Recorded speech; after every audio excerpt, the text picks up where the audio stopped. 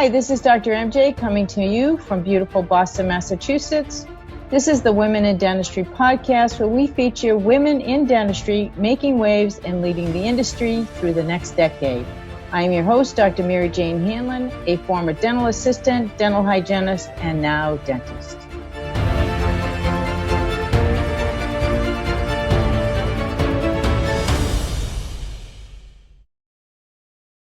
I'm very pleased to introduce you today to Ms. Martelle Coke. Martelle is the founder and CEO of BrownGirl RDH, a nonprofit organization promoting cultural diversity within the dental hygiene field.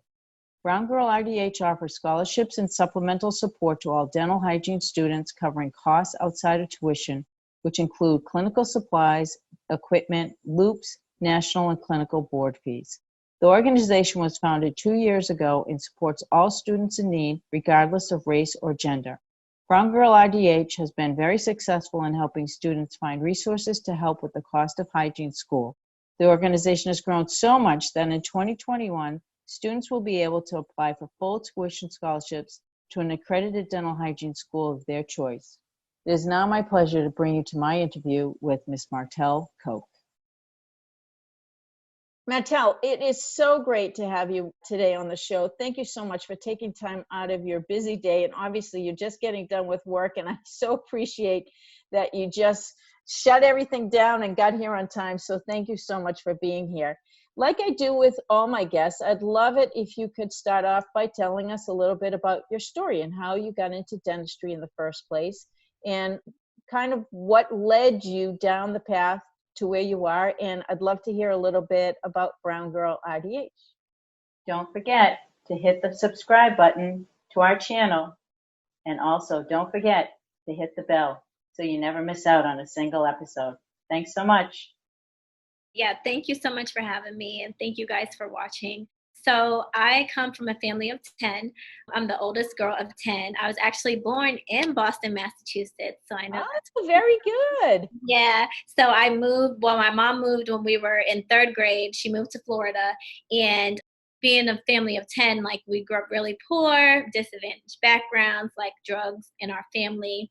My mom sold drugs, like that's what she did, and I grew up around that. So being the oldest girl, I always had the responsibility to like be the mom, to cook, clean, stay home from school and babysit the kids. Like that was my responsibility. And I always had this passion to go to school and learn. And I remember my mom, saying like, you got to stay home and watch the babies. And, I'm going to go out and hustle and do whatever I do.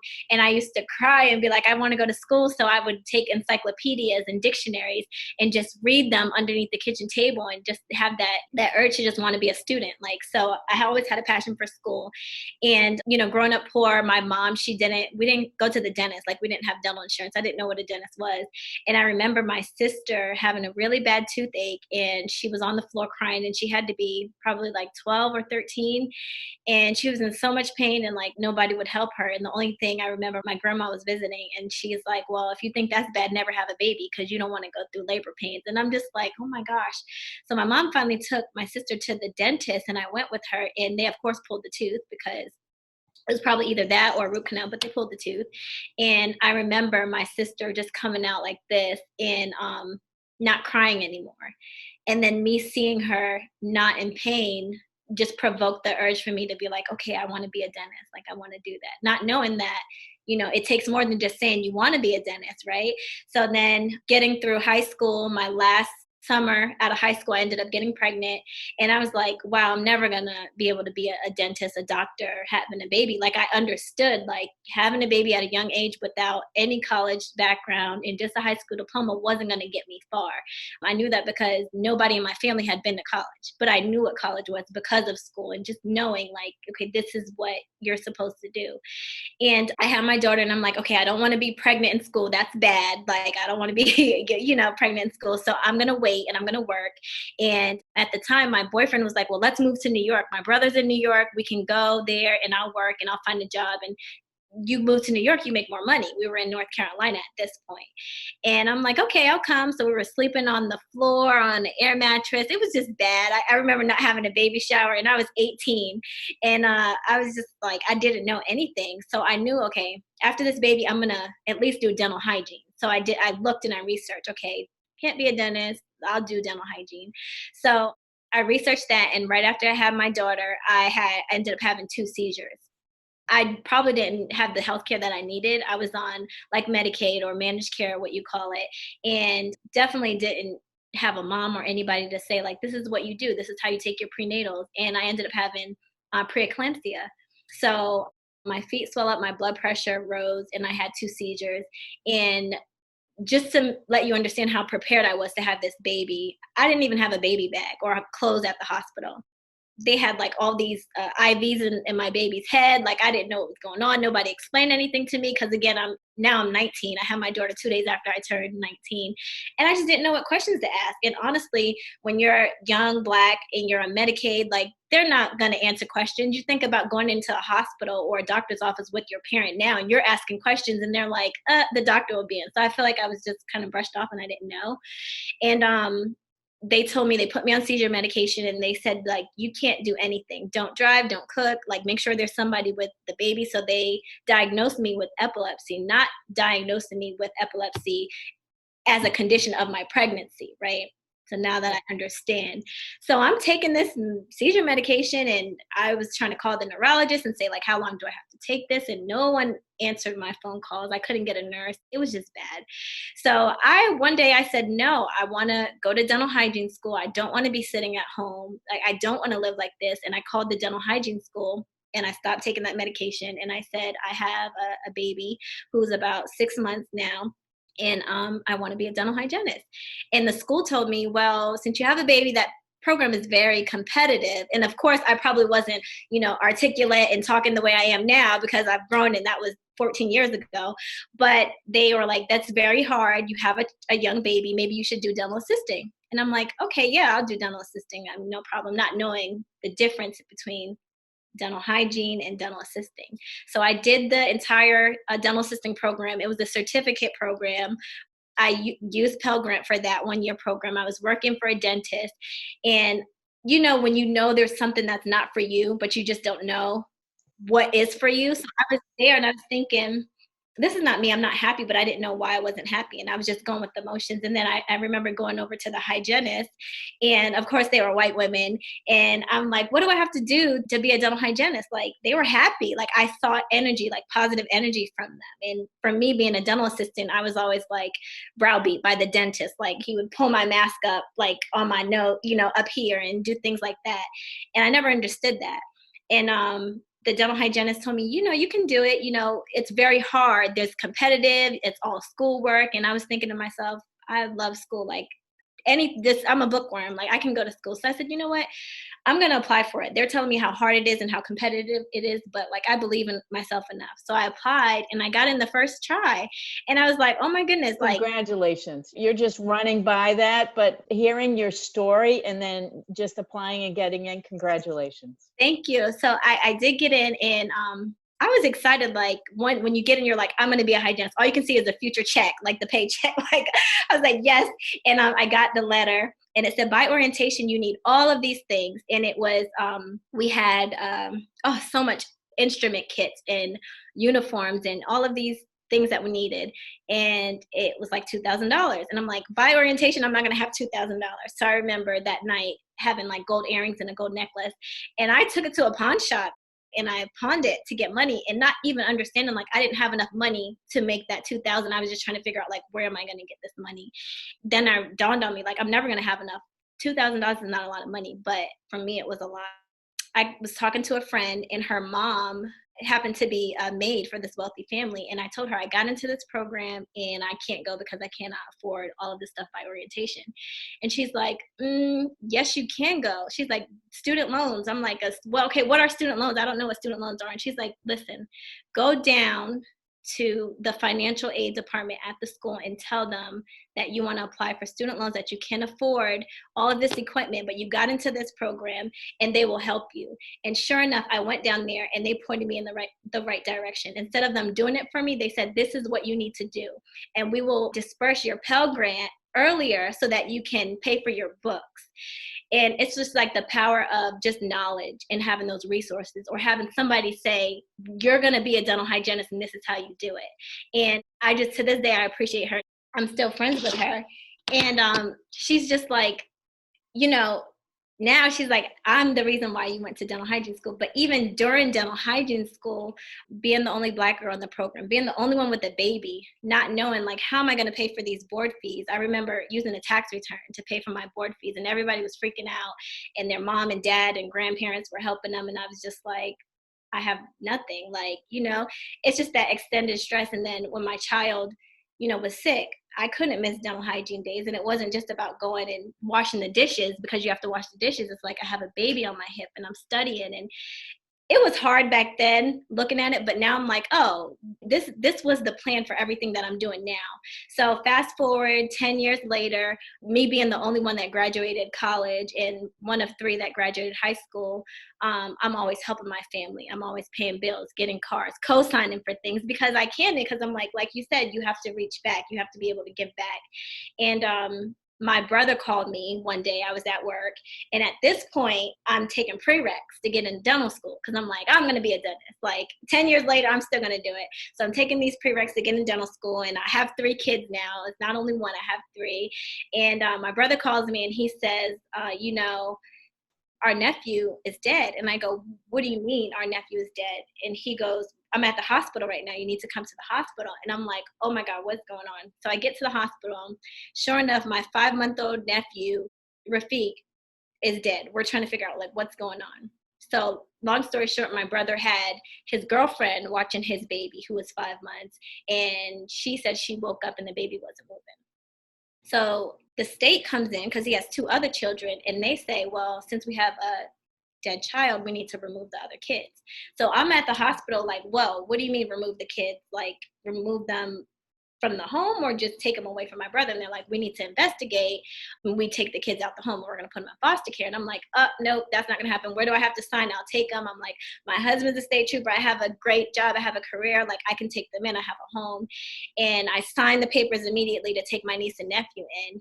Then it was the hardest thing ever because again, I'm taking prereqs to get into dental school. So I was taking calculus and I think organic chemistry at the time. And I'm working.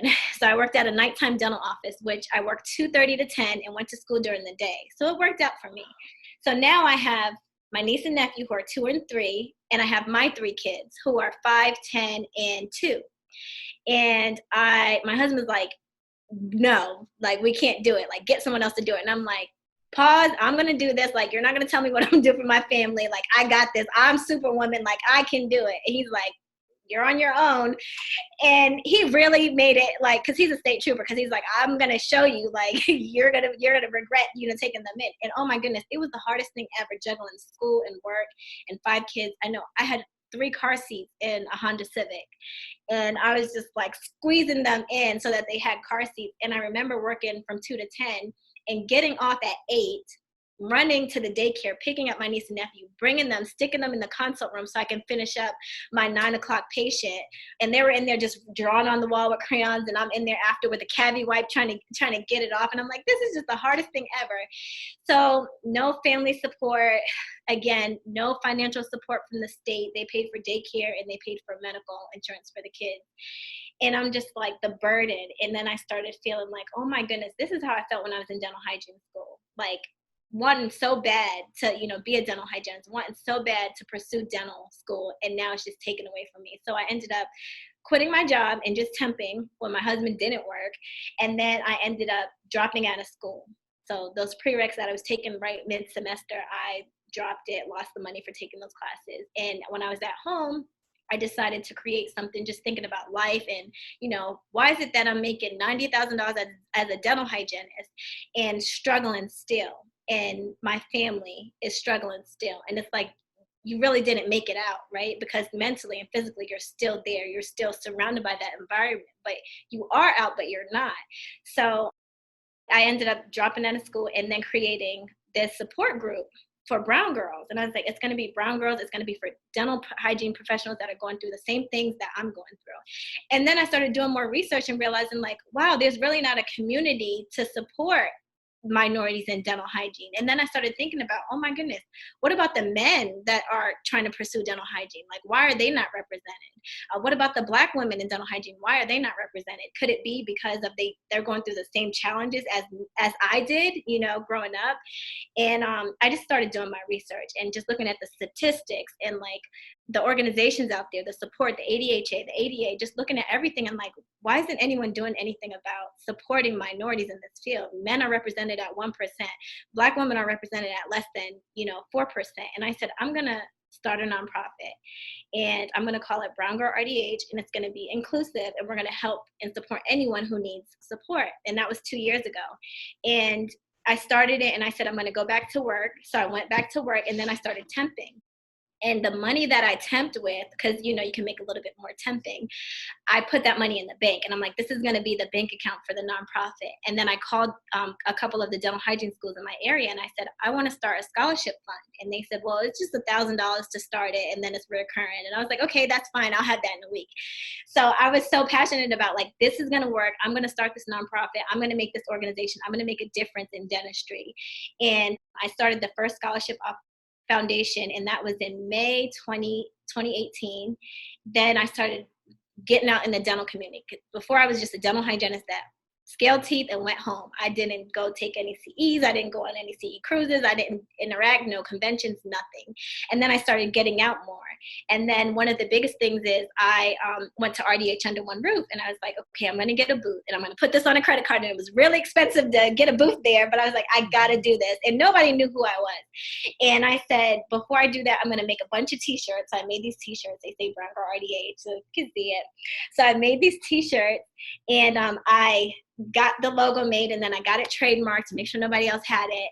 And when I tell you, I don't even know how I did all of this stuff. It was just coming to me. There was just Google and me knowing like you can do it, and from the trademark application doing, from finding the logo to getting the nonprofit status, I just did it all by just researching things. And I sent these shirts out to people. I sent them out to 12 people. I spent almost $300 on 12 t-shirts like a silly person.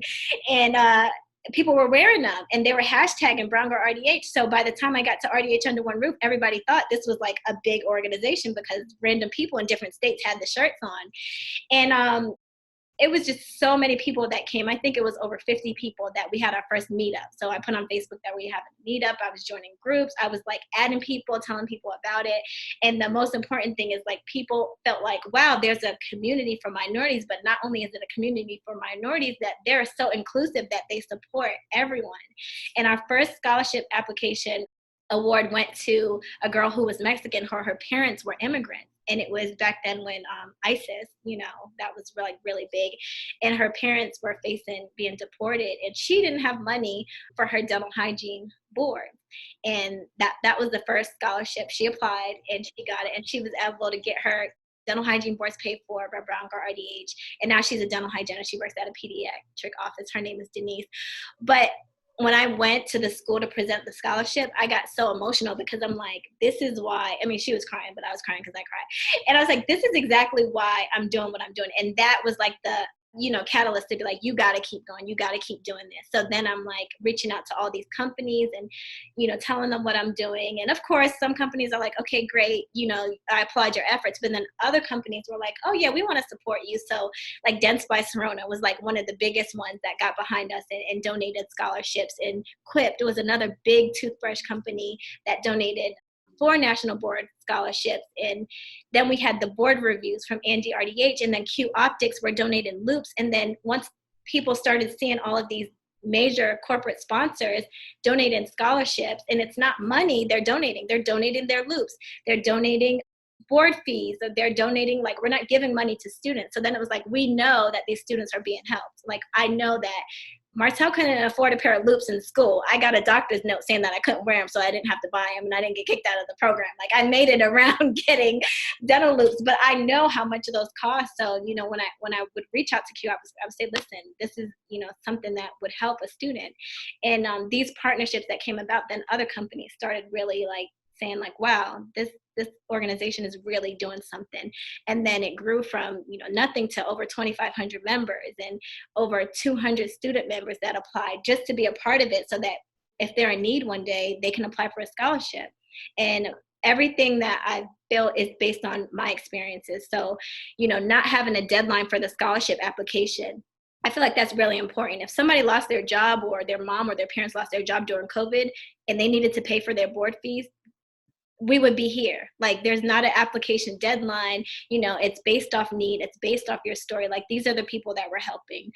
One of the girls, her boyfriend died and her mom died, and she applied for the dental hygiene scholarship, and it was only for a handpiece.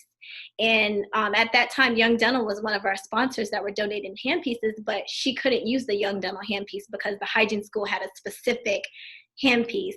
So it was the Dents by Serona, the cordless one, and we ended up just buying it for her. And yeah, it was only $800, but you know what? That was $800 she didn't have to worry about. And she didn't tell us that her mom passed and her boyfriend passed, but her dental hygiene instructor emailed us and told us we don't even know how much of an impact that made for her. Just to cover that handpiece. No, we didn't give her $800, but it took away that burden. So I know how that is. And, when you ask for a handout, it's like the people on the side of the road, like, oh, I'm hungry, any money? It's like, well, I'll feed you. And then they're like, no, I don't want a burger. Like, give me money. So it's like, I'm thinking like that mentality. Like, if someone needs support, you help them. If someone says they're hungry, you feed them. If someone is in need and, this is going to make or break their dental hygiene journey, even for the support, just her getting that handpiece probably pushed her to say, I got to finish because this organization took the time out to support me. So I got to make it. I got to become a dental hygienist. So fast forward 2 years later, that was in the first year, and we've given over 17 scholarships. And I think our scholarships ranged over about $26,000 now, because this year we're given full scholarships. So we had the opportunity to partner with Burst, who is giving 2 students full tuition scholarships, and we've already selected one. So by the time you guys hear this, we'll have selected 2 students, and we're paying for their tuition for the entire year of their dental hygiene program. So it's some amazing things going on, all from an idea, but all from, a tragic event happening and going through all of that stress and that depression and that, why is this? Why don't we have support? And, I always say, like, I don't go through things for me. Like, it's not for me, it's for the next person. It's for me to say, you know what, get up, you can get through it because look what I've gotten through.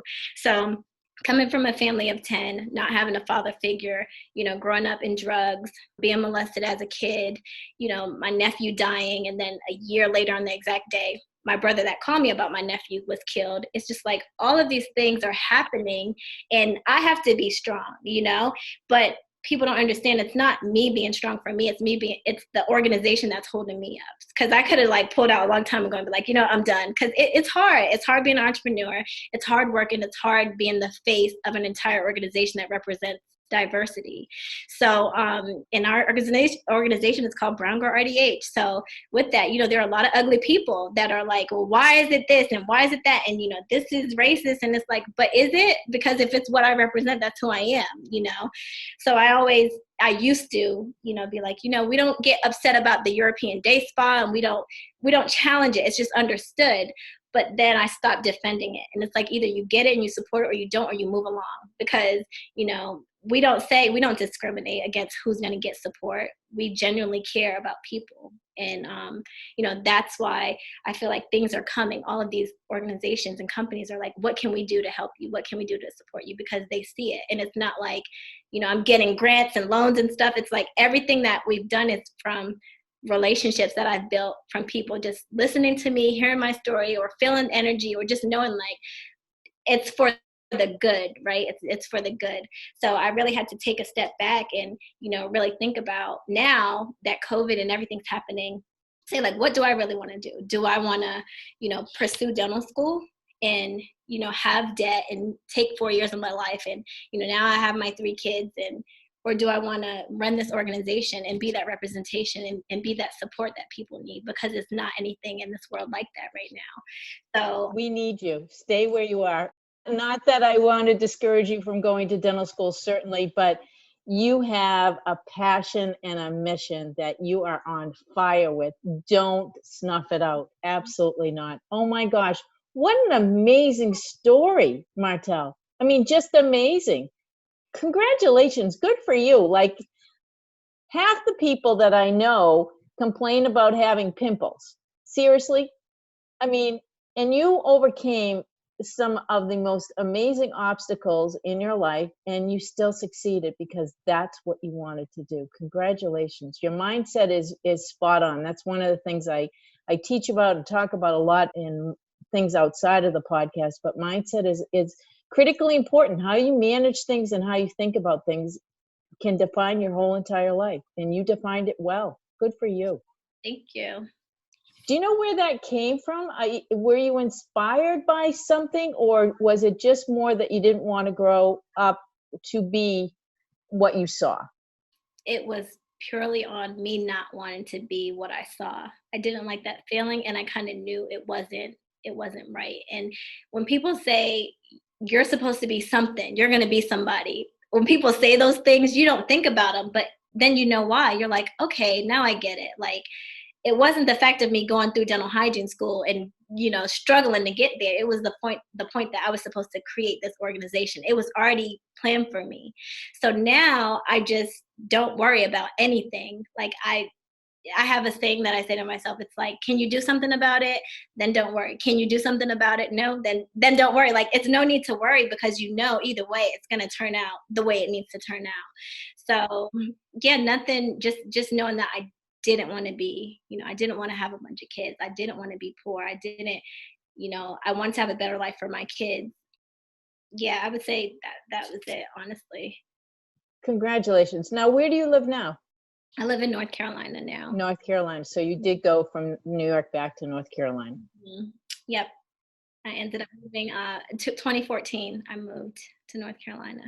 I just went through Asheville on a trip last week, and was beautiful there. It was really lovely. Very nice. I actually love Asheville. I've been one time, but I did fall in love with it. Yeah, it's a pretty little town. Really pretty. So what's the best single piece of advice you've ever gotten? And who provided it to you?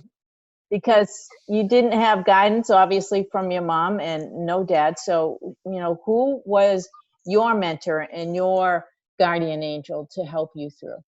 So I really didn't have a mentor until recently, like meeting different women in this profession. Once I came into the organization and started building a foundation, I didn't have anybody, that passed the baton. But I recently listened to a podcast. It's called, I think it's called Glam Nation. And this lady on there, her name was Myosha Boykin. And I'm really just now starting to have these aha moments. You would think Martelle has it figured out. There's no way that she can get all this stuff. No, like, my self-awareness and emotional intelligence and all of that stuff was way low. Like, I'm just now learning, like, who I am, how to be confident, what it is, what's my purpose, right? So she said, look for the opportunity in the opportunity. We have this really bad habit of saying, like, oh, I'm better than that. That's not for me. Like, I know what I want, but there's always an opportunity in the opportunity. So that really stuck with me. And that's the best piece of advice, because, that opportunity of my nephew passing away and me being able to create this platform, that was the opportunity in the opportunity.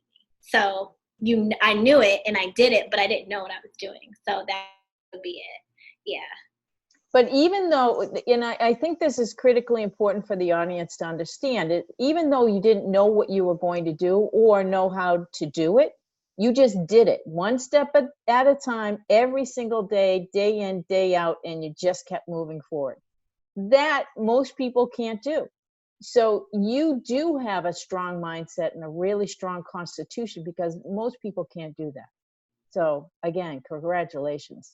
It's an amazing journey. What do you think has had the biggest impact? That situation where your nephew died? Yeah, so that, when my nephew died, but he was 5 months. And the biggest impact was when my brother that called me and told me that he died, he was actually killed coming home from school. So he would have been the second of my mom's children to go to college. And his friend shot him. So and it happened on the same day that my nephew died, November 19th, just a year apart. And I feel like just that, there's no coincidences. So just those things happening a year apart, that made me realize, like, we are so much bigger than what we present here in life. Like even like having this podcast or going to work every day or just the things that we're doing the day in and day out, like we're so much more than that. And if we just don't sit back and enjoy life, or just like COVID just happened, right? And everybody's like, okay, we have to pivot and do all these things. Like we should have been thinking like that. Like everything is everything, but everything is not everything. So I always say everything is everything, because everything is important to you only when it's important to you. Like, you know, us going to a restaurant to eat was not important, but now it's everything because of COVID. So we have to think like, you know, everything is everything. So we have to live our, you know, life like today can be my last day. And if I died today, would I be happy? So that's how I try to live. Like if I passed away, if I went out, God forbid, and passed away right now, would I be happy? Would I say I fulfilled what I needed to do for me in my life? So, and I think that comes with serving others and inspiring others and leading, and just leading, and, you know, not being just that person in the room that's going to wait for someone else, you know, To do something, right. just being true to yourself. And yeah, just self-awareness, being true, and everything is always everything, like for sure. Mm-hmm. Amazing. When you think about your mom and the situation that you grew up in, do you have anger? No, I don't have anger because I understand her trauma. So you kind of have to understand, like, okay, she did what she thought she was supposed to be doing. She didn't know any better. So it's like, I understand now. Like she thought her selling drugs was gonna provide for her children. Like she did make a lot of money on it doing that, but she thought that was the best lifestyle. So I don't get angry at her. I just understand where her mind is. So one of the things that we had to have like a really do some really deep soul searching was I didn't want my niece and nephew to go live with my mom, because my mom could have took them in, because the guy, my stepdad, she's married to, molested us as children. So I didn't want my niece and nephew to go with them, and I tried to hold on to them. So that was another thing, like, you know, I'll take them, you know. But my mom, her being who she is, she was also molested by her father. So for her, maybe it's not, that's normal, right? Psychologically, maybe she thinks, you know, this is something that happens. And for me, I knew like, okay, this is not right. Like, you know, my kids don't know that her as their grandmother, because I don't take my kids around them, and she's an hour and a half away, right? So it's like some of those things that are happening, I just have to understand, like, she doesn't know. So something came up where I told my mom, okay, my niece and nephew they're with my mom now. Like she had to take them. And I had a conversation with her, and I was like, I'm going to check on these kids, and I'm going to be asking them questions about are they being touched? Are they being this? Are they being that? And my mom's like, no, that's not going to happen. I'm not going to let that happen to them. You know, I couldn't protect you guys. So this is my mom telling me, like, I couldn't protect you, but I'm going to protect them. And I said, you can still protect me. You're still married to this same man. Do you understand that? And then she had to sit there and just be like, it's not the point. If somebody murders your child, I mean, you might forgive them, but guess what? They still took your child away. So if somebody took your child's innocence away, why are you still married to them? So I figured where my mom is, I just have to meet her mentally and say, like, you don't know any better. Like, something is really wrong for you not to understand, like, this is a problem. So it's like when you have a child or a disabled person, like, you don't fault them and you don't judge them. You just understand, like, that's what they are. So for me, it's like, I just understand, and I'm more understanding. I'm not angry at her. I don't hate her. I'm like, that's just where she is mentally. And the only thing I can do is make sure my kids never have to experience that, and that I am better for them than she is. And even if they don't know who their grandma is, like, I'm still protecting my kids so that they don't know that, you know. And my niece and nephew, I'm like, one of these days I'm going to be able not to work and have enough money to take them in and just have a whole foster care home. But, you know, I have to get to that point. You can't, if I'm not here for me, how can I be there for them? So that burden of having them, it was just like, I can't do this anymore. Like, I can't have 5 kids. There's no support. Like, they have to go somewhere. And it's just one of those things that we're struggling with. And I'm being very open, you know, like most people say all this, but I'm being very open because this is happening every day, and people are not going to talk about it for being ashamed or embarrassed, or, you know, it's just taboo. You don't talk about it, but no, this is happening every single day. And we don't know about it when you don't talk about it. So let's bring this to the surface and let's talk about it some more so that you can provide support to those women or men out there that are going through similar situations. Absolutely. I applaud you for your efforts because you're talking about it and it's a problem, people. Open your eyes. Let's start dealing with it. Yep. Yep. Yep. Yep. Kudos. So when you reflect back on your life, you seem to have a fair amount of confidence at this moment in time. Were you always confident when you were younger?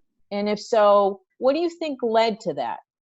No, I was not confident when I was younger. And because I went through a lot of emotional abuse, right? A lot of verbal abuse, a lot of physical abuse. So I didn't have confidence at all. And I learned to compartmentalize like my feelings. So I looked like this tough person on the exterior, but like, I just had a big heart and just wanted to be hugged. Like I always tell people, I need a big hug. Let me give you some virtual hug. But no, I didn't have confidence, and I still didn't have confidence for a very long time until most recently. And I feel like confidence is something for people that comes and goes. You cannot walk around every day and be like, I'm confident, because there's always something inside that is like, you have to humble yourself enough to be like, well, maybe I don't feel pretty right now. Maybe I don't feel strong right now. Maybe I don't feel as smart right now, because there's always going to be somebody that has more money than you, that's smarter than you, that's prettier than you. So it's something that's constantly evolving and confident. So I say, forget confidence and let's have more self-awareness. Let's really know who we are inside to where we don't even have to think about what is confidence. Like I'm so connected with who I am spiritually as a person, and I understand who I am, and I'm so self-aware that, I can read you based on how you're reacting to me. So just reaching that level of, not reacting, not getting upset, not feeling less of because of external factors or people or, just relationships. So I'm trying to learn that and just be more self-aware. So I wouldn't really say confidence because that is going to always fluctuate. So tell me how you became so self-aware. What process, I mean, share this with the audience. How did you go through this process and how did you get to this point? I would say really dealing with people, reading a lot of books and looking at different situations and how people react to things, and understanding you wouldn't know my story if you just saw me, like we met through Facebook, right? And if you just saw me, you would think, wow, this is a nice girl, she's well put together, she has organization, things going on, but not knowing that the struggle behind it, everything that I'm doing is a reflection of who I am, right? So I feel like that self-awareness comes from just meeting people, interacting, and trying to understand them and not initially judge them, because I can get judged, quickly, right? So try not to judge them and try not to react. So it's this thing called these phases of enlightenment. So I'm all about understanding like who I am and who am I dealing with. And then that goes into a whole spiritual realm, and it takes time, and you're constantly going back and forth. So we have to look at ourselves. Someone made a observation the other day to me, and they said, you refer to yourself in the third person a lot. That means you're very self-aware.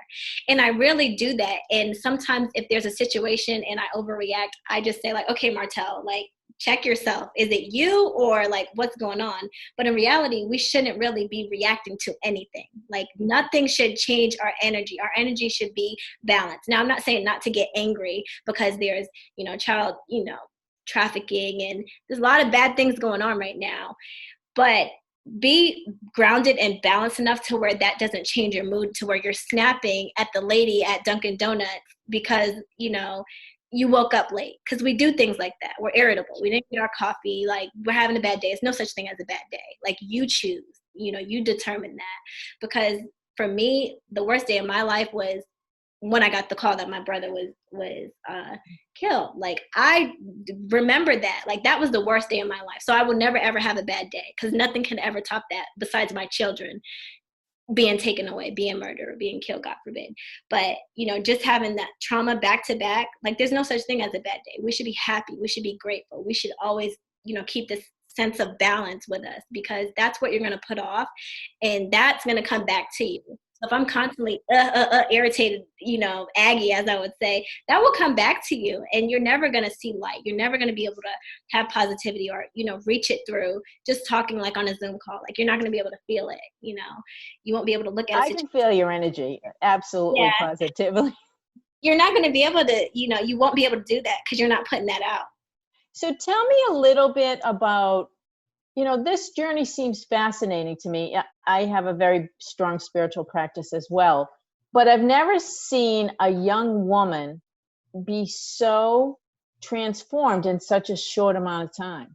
I don't know what you were like before all of this happened and before Brown Girl RDH took off, but I am so impressed in a very short amount of time with you as a human being that it's amazing what you've been through and it's amazing what you're doing. So, any recommendations?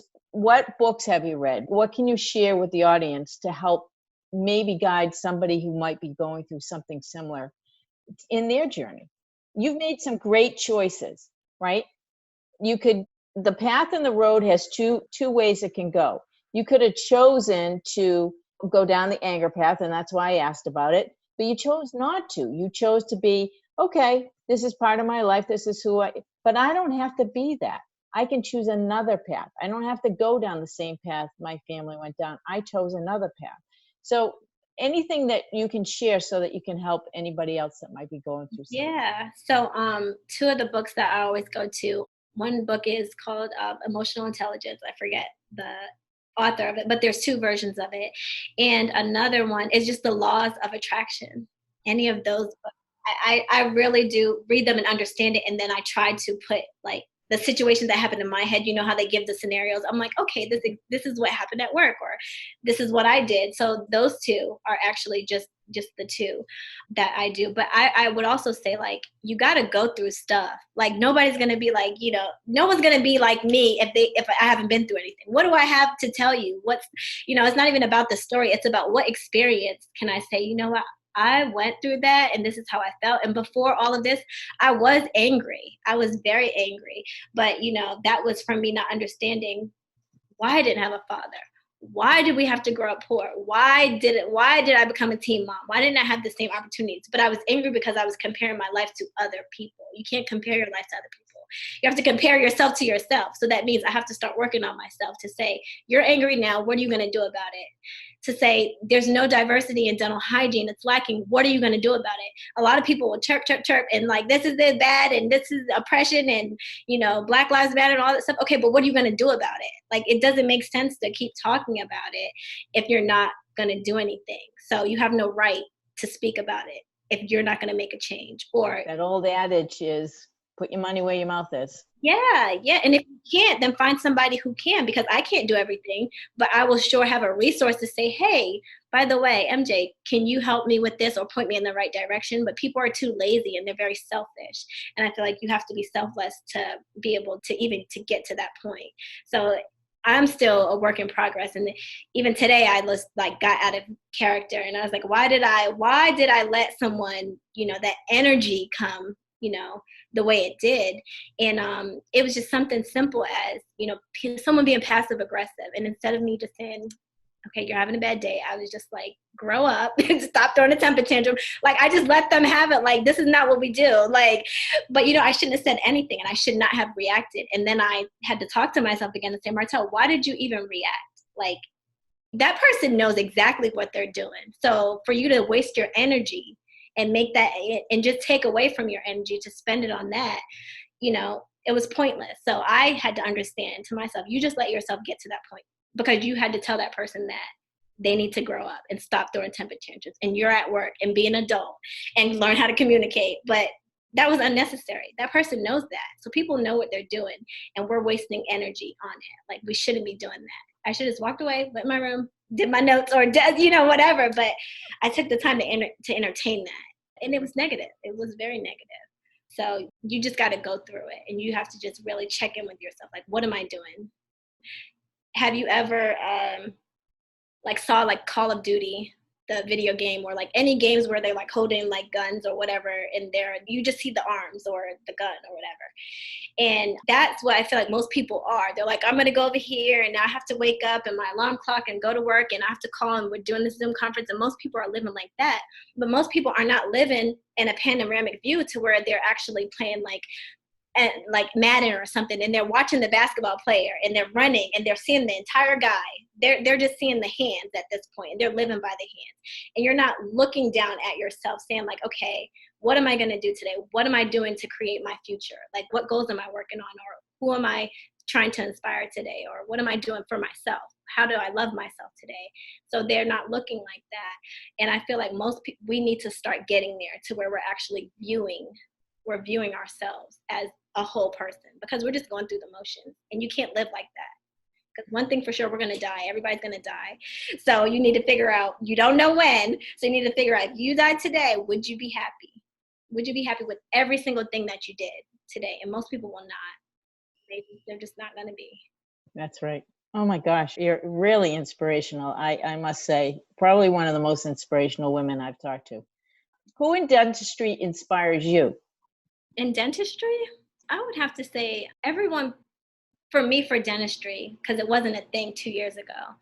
But I feel like the people who show support, the people who believe in me, the people who, like you, who are saying you're such an inspiration, like those are who inspire me, because that's the energy of like, thank you so much. Like, I don't expect it, but I appreciate it. And that means I'm doing something right. So I have to keep going.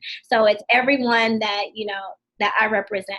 I can represent you. I can represent this male. I can represent anyone. It's just like just being a person and being human and being humble. So the people that support BrownGirl RDH, or the people that make efforts to do other things to support causes in dentistry and just to uplift people and to reach back, like those are the people who inspire me. And there's a lot of us in dentistry. There's a lot of us doing podcasts like this, lifting our voices. Like that's what inspires me. Awesome. What would be one thing that people would be surprised to know about you? Oh, me. Well, you guys already heard that I come from a big family, but my skin is very dark, and I'd like to go tanning. I actually go to the tanning bed, and I feel like that's just energy. That's just energy, and I'm not going to get darker. I just feel like sometimes we need a little bit of heat. I love heat.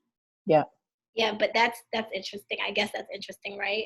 It is. Why would you go tanning? Exactly. Now, you mentioned an aha moment. Can you tell me one specific moment that you had an aha moment about BrownGirl RDH, where you knew you were meant to do this?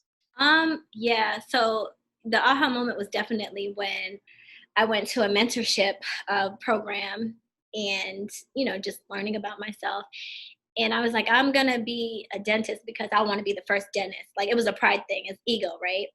And I want to be a dentist because I'll be the first in my family and I know I can do it. And this is why I want to do it. But I missed the entire thing. And this guy said to me, his name is Elijah Desmond. He said, are you proud of yourself right now? And I go, BrownGirl's already established by this point. And I go, yeah, I'm proud of myself. And he goes, okay, so what would make you proud about doing dentistry? And I said, nothing. I just want to say that I'm a doctor and I've accomplished it. He's like, okay, how long is it going to take you? I'm like, probably 4 years, 5 years. And he goes, how much money is it going to cost? How much time are you going to miss working, doing hygiene, doing this? How old are you now? And then I started factoring it in. And he's like, would you rather be stuck to a drill, or would you rather be out speaking, going to schools, motivating people, making a difference, doing what you're doing? He said, I'm looking at you right now and I can't see you with a drill in an office working for somebody. He's like, you're not going to be making a lot of money because you're going to be fresh out of school. Like, he was giving me all these things. And I'm like, oh my gosh, this entire time I'm like trying to take 15 classes and do all this stuff to say like, I'm doing this because I want to do it, but that's not what I needed to be doing. And it was so hard. And it was such a struggle juggling all of that stuff. I mean, even from, having my niece and nephew and going to school to dropping out to going back to school to driving 2 hours. And then COVID happened and I'm taking classes in March. I was taking botany, ecology, and zoology. I'm still taking courses. And then my kids are in school. So I'm like, oh, this is not going to work. I can't be in school. And then they're in school and we had to instruct them. And I was just like, I just withdrew from the program. But it was like everything was a struggle. Academically, I wasn't failing or anything, but it took up a lot of my time and it was taken away from BrownGirl RDH because you cannot give 100%. And after COVID-19, like come March, April, like BrownGirl RDH just took off. Like we were able, because I was just focused solely on that. And I saw the growth. And I saw people connecting and I saw people crying and I saw people saying like how much this organization meant to them. I was able to focus more on that. And with all that being said, like that was my aha moment. Like this is something that you need to be doing. Like this is something you need to be doing. And even now I'm working, but you know, I've been working here at this office that I'm working at for a month. And at 1 month, you know, I was like, this is not for me. Like I don't need to be doing hygiene. So this is my last month. Actually, this week, Wednesday will be my last day working as a dental hygienist because sometimes you got to go back and be like, wait a minute. I'm here, 7 to 5 every single day doing hygiene because it's COVID-19. We need income. But if I put that same energy into doing things like this, getting the word out, reaching out to sponsors, then I can literally take a salary from my nonprofit. Not that I'm doing it to do that, but that's what people do, right?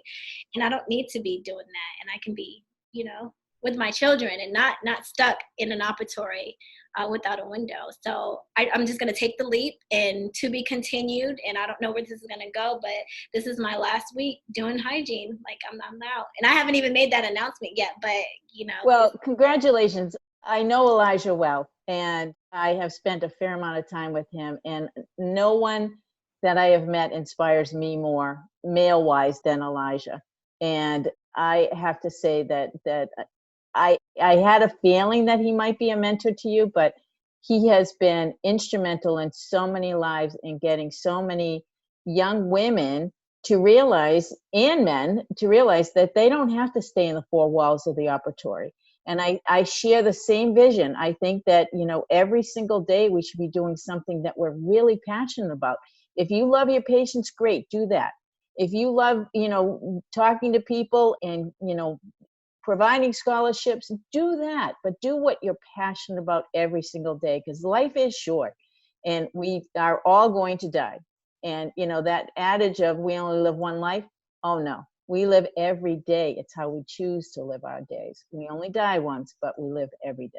Yes, absolutely. Yep. And he was my aha moment. And I still didn't learn. And I'm like, oh, let me go back in here. Cause you know, once you're out, you're out. But I was like, oh, let me dip back in. But it's like, take the risk, jump and figure things out. So now I'm like, okay. You figured it out. It's okay. I'm getting there. So yes, to be continued. So good things. Right? I can't wait to watch your journey. I can't wait to see what you do with it. So I'm really excited for you. Congratulations. So tell me your favorite way to manage stress, because obviously you've had a few stressful moments in your life. You've got to have found a way to manage it. So how do you manage it? Yeah. One thing, like I said before, when I'm having a bad day, it's like nothing can compare to, you know, the worst day of my life, right? So I base it off of that. If nobody died close to me, then I'm not having a bad day. I'm going through a moment and I need to like woosah it out. But when I'm having a stressful day, quiet, like just peace and quiet.